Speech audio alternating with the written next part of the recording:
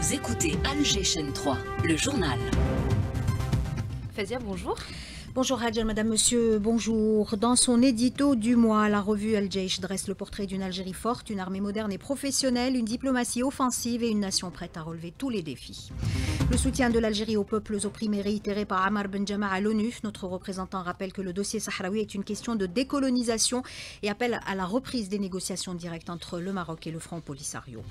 Zéro dette extérieure et forte croissance, l'Algérie, l'exception qui inspire l'Afrique grâce à une gestion financière prudente et un financement autonome de ses projets. Lutte contre la drogue, un nouveau cadre légal présenté par le ministre du secteur au Conseil de la Nation. Dans ses réponses, Lotfi Ben Jama a mis en avant la prévention, la thérapie et la répression contenues dans le texte. Nos pèlerins rentrent à la maison. Un premier groupe est arrivé hier à Alger. 70 vols retour sont programmés jusqu'au 3 juillet prochain. J-4 du baccalauréat session 2025. Plus de 700 000 candidats sont concernés. Ils sont actuellement en pleine révision, en solo ou en groupe, chacun sa méthode. Et puis sport football, les Verts s'inclinent en amical 4-3 face à leurs homologues suédois et reprise cet après-midi du championnat de Ligue 1. 4 matchs en ouverture de cette 28e journée.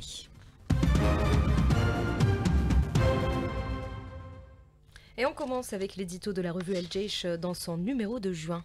Son auteur affirme que l'Algérie est prête à relever tous les défis grâce à la puissance et au professionnalisme de son armée et à l'action déterminée de sa diplomatie dans la préservation de la stabilité régionale. Sami Alloun pour la synthèse. L'Algérie poursuit sans relâche le développement et renforcement de ses capacités défensives pour la construction d'une armée forte qui a franchi d'importants pas vers la modernisation afin de rester en permanence le bouclier protecteur de la nation, garant de son unité, de sa souveraineté et de son indépendance, suivant ainsi le chemin forgé par l'armée de libération nationale avec le même esprit et détermination. Cette démarche a été mise en lumière par le président de la République lors de sa supervision du défilé militaire organisé en novembre 2024 à l'occasion de la célébration du 70e anniversaire de l'éclosion de notre glorieuse révolution de libération, des réalisations qui ont permis à l'ANP d'atteindre des niveaux de modernité, de développement et d'efficacité opérationnelle, et ce à tous les niveaux et domaines. Les résultats qualitatifs obtenus sur le terrain ont démontré le niveau de compétence et d'efficacité atteint par l'armée nationale populaire grâce à l'entraînement, l'acquisition des derniers équipements et armements, la maîtrise des technologies avancées et complexes, ainsi que des exercices menés à munitions réelles dont les derniers étaient l'exercice tactique Al-Hisn al-Mania 2025 sur le territoire de la 3e région militaire et Somo-2 2025 dans la 2e région militaire.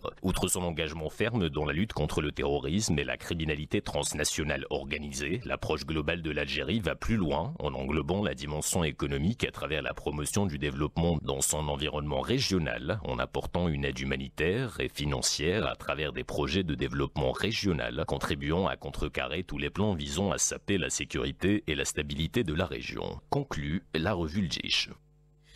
Notre représentant permanent auprès des Nations Unies réaffirme le soutien indéfectible de l'Algérie aux peuples opprimés et privés de liberté, à l'image des Sahraouis. Il s'exprimait devant le Conseil spécial de décolonisation de l'ONU. Pour Ammar Ben Jama, la question sahraoui est clairement un dossier de décolonisation en suspens depuis 1963. Il appelle à relancer les négociations directes entre le Maroc et le Front Polisario.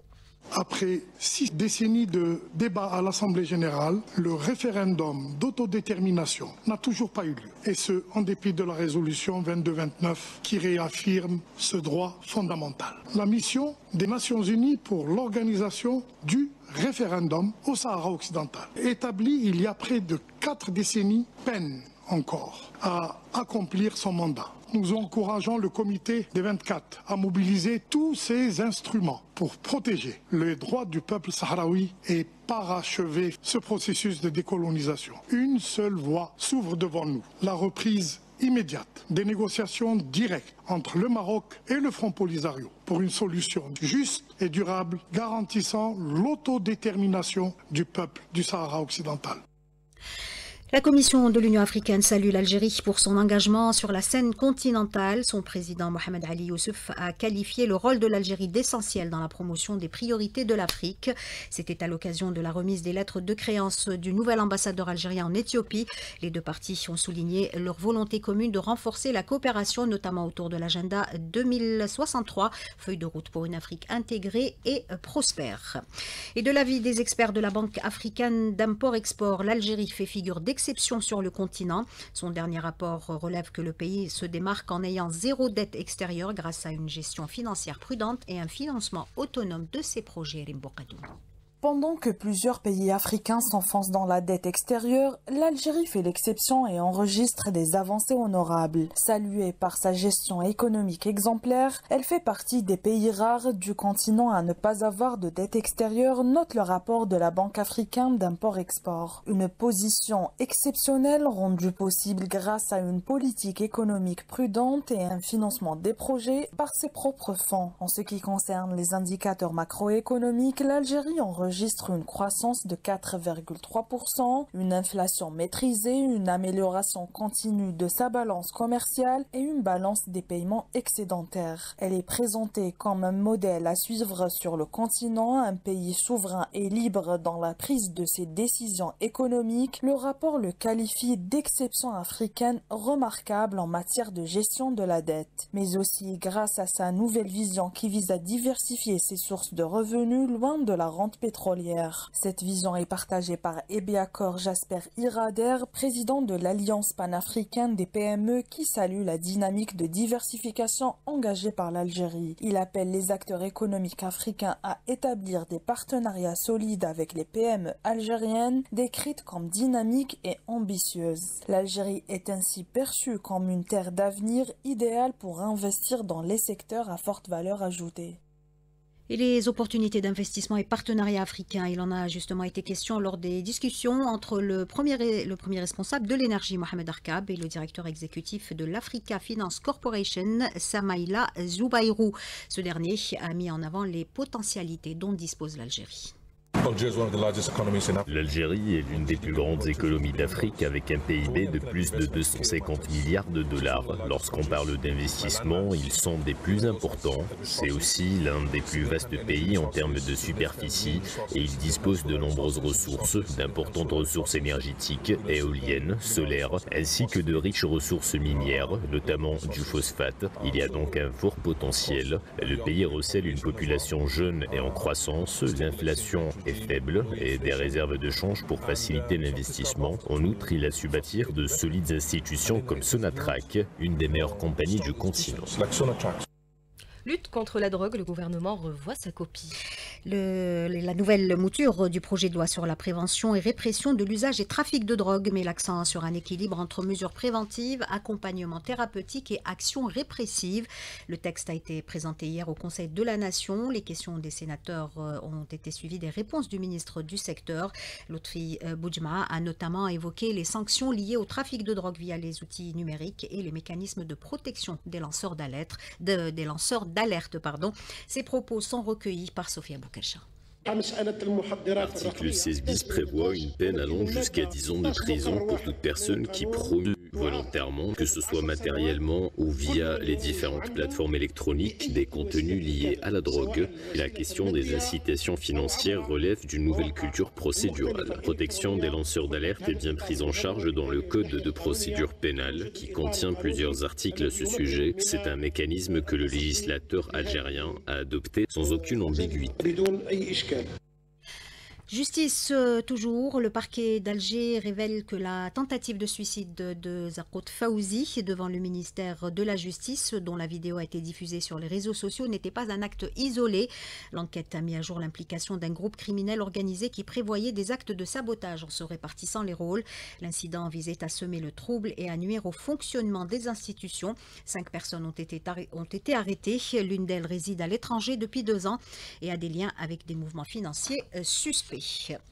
Les premiers pèlerins sont rentrés hier au pays. Les vols de retour se poursuivront jusqu'au 3 juillet prochain via 12 aéroports du pays.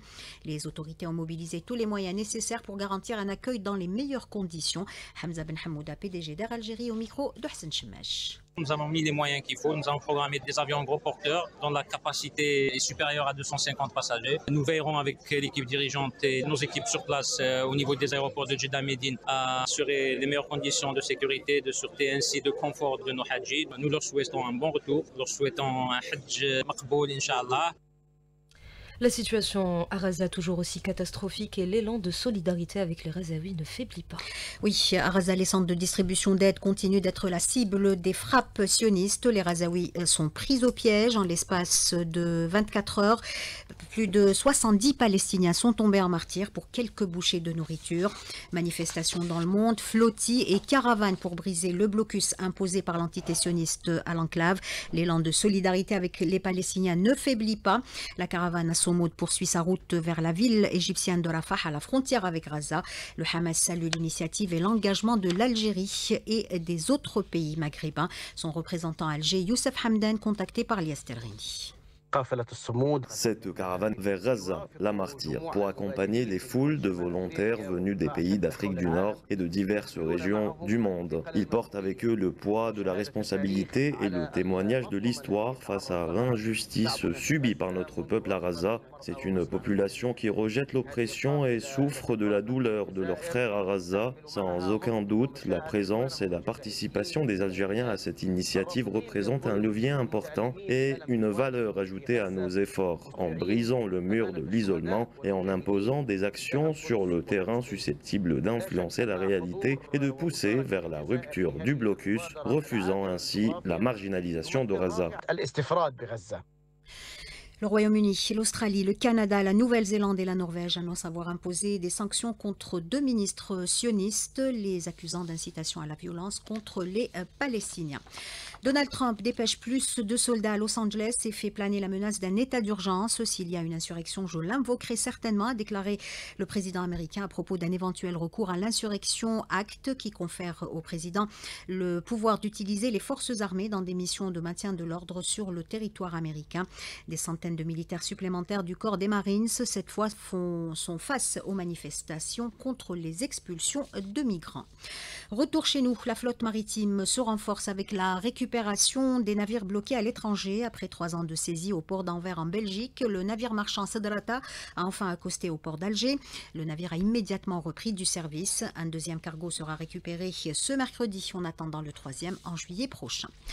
Nous sommes à J-4 des épreuves du baccalauréat session 2025. Plus de 700 000 candidats sont concernés. Ils sont actuellement en pleine révision, en solo ou en groupe, chacun sa méthode, Mayalkens. Les élèves rencontrés, quelque peu stressés mais déterminés, choisissent chacun sa méthode de révision des cours. Certains d'entre eux privilégient la révision individuelle. Je révise toute seule. On se base sur les mathématiques, la physique et les sciences. Je fais des résumés de toutes les matières sur des fiches en couleur pour pas que j'oublie et je répète à haute voix pour que j'assimile bien. Honnêtement, il ne reste pas beaucoup par rapport au bac, c'est le stress. Je me lève tôt pour les matières essentielles parce que mon cerveau est frais pour bien assimiler les règles. Le soir, j'essaie de réviser les matières secondaires. J'apprends les cours, je néglige aucune matière. D'autres élèves préfèrent par contre le travail en groupe qui, en leur permettant de s'aider mutuellement, présente pour eux plus d'avantages. Je préfère réviser avec des amis, ça m'aide à trouver la motivation et à mieux comprendre et assimiler mes leçons. نروحوا à la bibliothèque groupe,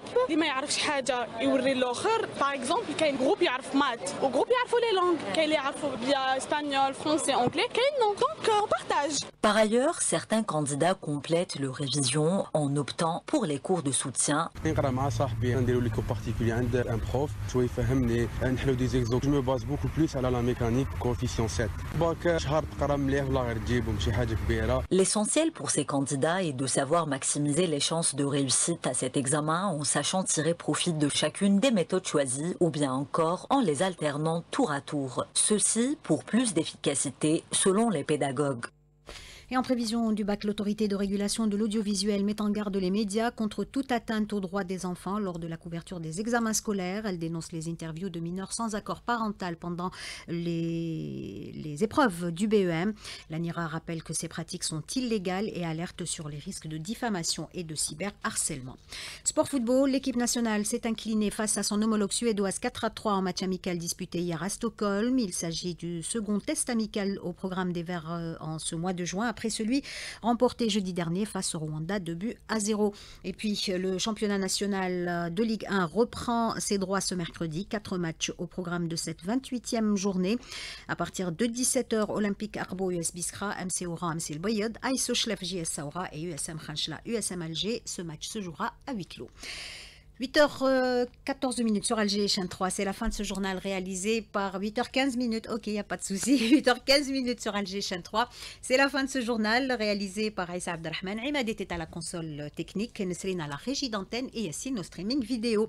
Tout de suite, vous retrouvez Hadj Al Masoudi pour la météo.